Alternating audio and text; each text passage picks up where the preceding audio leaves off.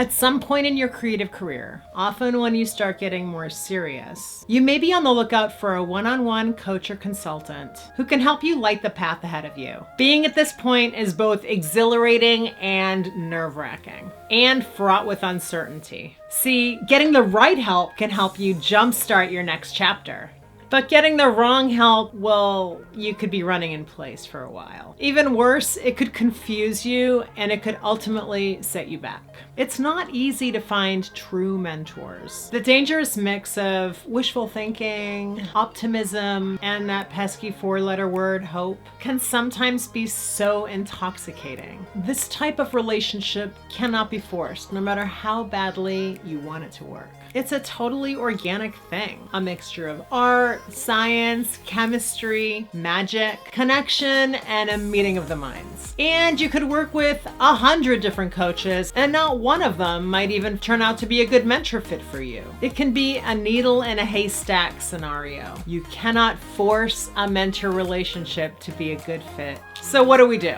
The goal is to find a coach or consultant that has the best potential to grow into a great mentor for you. And the ultimate goal is to find that you're so well paired with this person that they eventually grow into a lifelong friend and a career confidant. Okay, I'm putting the cart before the horse here, one step at a time. Here's my 7 take action tips for choosing a coach or consultant wisely. Number 1, get to know your coach beforehand. Read their books, blog posts, downloadable PDFs, watch their videos. Join their Facebook group if they have one. If they don't have one, join other groups that they're active in. Be where they are. If they ever live stream, catch some, where it's easy to imagine talking with them one-on-one. Live streaming is a great way to see how people interact with others, handle questions on the fly, articulate their position, and just overall communicate. Number 2, what's their teaching style like? Assuming you've taken courses by them or you understand their general teaching style, what methods do they use? And are those methods fun and motivating for you? Does their approach to sharing information excite you and leave you feeling energized and inspired? Are they a fun person to learn from and to talk to? Are you having aha moments when you absorb their content? And you know what? It's cool if they're fun, but that doesn't even have to be fun. If they motivate you into action, that's really key. Number 3, do you identify with their overall career? Looking at all they've accomplished, is that a similar kind of career that you'd like to have in 5, 10, or 15 years? If that isn't specifically applicable, does their niche expertise, as well as the overall themes that run through everything that they do, really speak to where you want to be and how you want to grow? If they're an artist or an agent, does your aesthetic identify and mesh with the style of art that they already represent or in the markets that they work? Number 4, which aspects about where they have taken their business lines up with your aspirations for your business? Which don't? Listing their accomplishments and how you can relate, appreciate, or aspire to something similar in some way in your own career may help focus the lens a bit for you.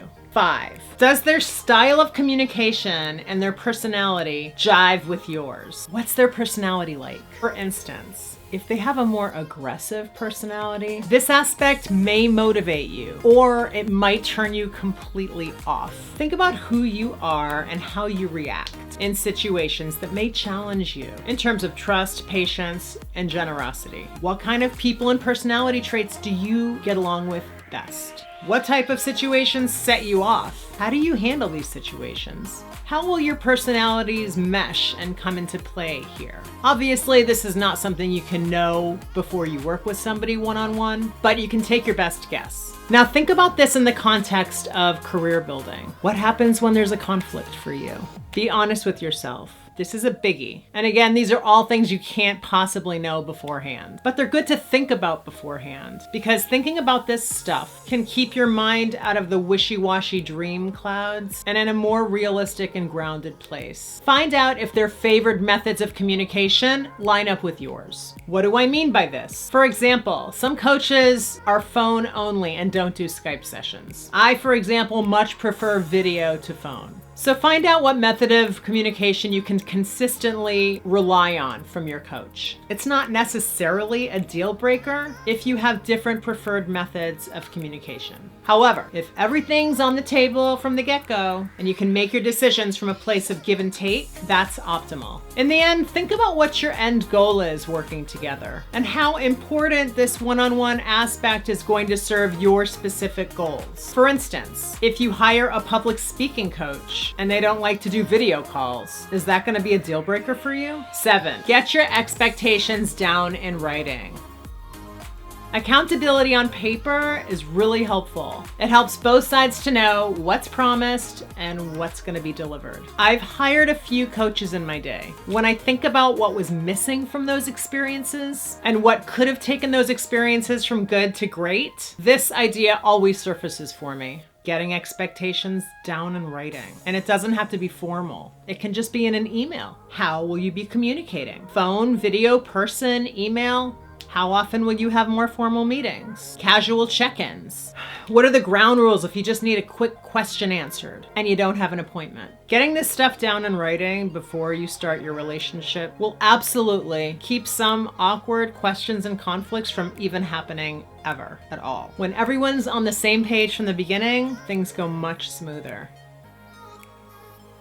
Ta-da! You have found your coach in shining armor. Congratulations! It's a great thing to have someone in your corner, rooting for you and giving you all the secrets to the universe, right? Well, yes, they'll give you lots of good advice, but please know that they don't know everything. Just stay with me for a minute. A great piece of timeless advice, the best advice ever, is simply not going to be the perfect fit for every person. Trust in your own self. Never give complete 100% carte blanche to your coach or mentor and blindly implement any advice that they give you. I know you're full of faith, trust, and belief that they know a lot more than you. I get it. You hired them for their expertise, insights, and smarts. But don't ever ignore your gut on a quest to implement the stuff your coach thinks you should do, but maybe you feel a little differently. No one else is inside your own head with you. No one else has lived your own life experiences for you. And no one else has the wisdom to know what you need and where you want to go more than you do deep inside, even if you can't hear it yet. So balance their advisement with your own wisdom, knowledge, and experience of your own experience in life and your work, how you operate, and what's worked so far for you in your career. Yes, give yourself some credit. You know a thing or two as well. And you have the instinct to know what is right for you and what's not. So listen to it and work with it. And hopefully your coach's well-meaning advice and your own instincts will work in harmony together. That's the goal. But realistically, it probably won't always work out that way. That's life. So practice listening to your instinct,